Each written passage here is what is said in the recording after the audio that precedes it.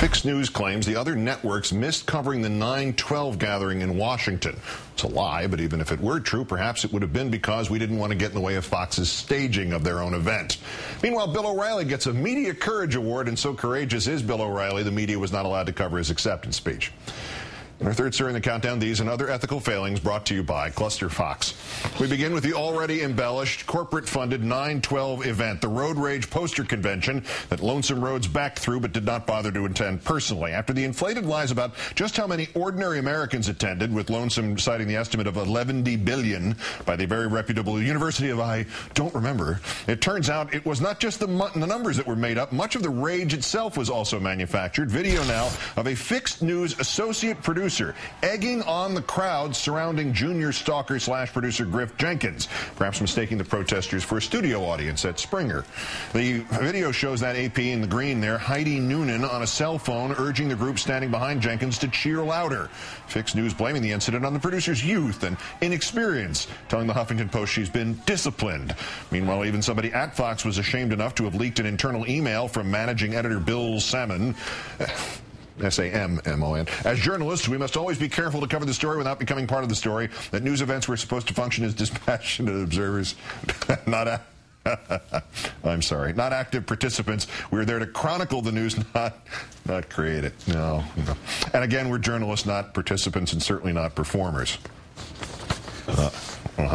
You didn't really explain, though, why if it was all her fault. She was on a cell phone, and I couldn't imagine it was to anybody besides her office since they were live, and they probably could hear her deliberately staging the news before they took the live report from the news actor, but that's just a note.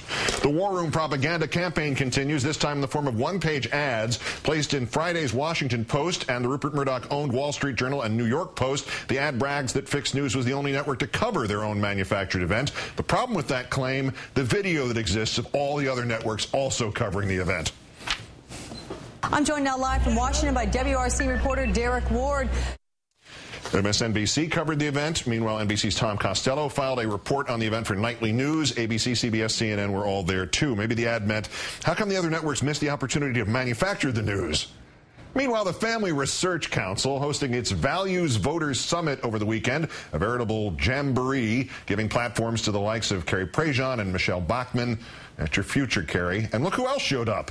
Why, it's the senior stalker producer of Fixed News, Jesse Waters, who found himself questioned by the very people he stalked earlier in the year. After having followed Amanda Turkle of Think Progress for several hours earlier this year, Think Progress found little Jesse in return and held him accountable for his ambush tactics.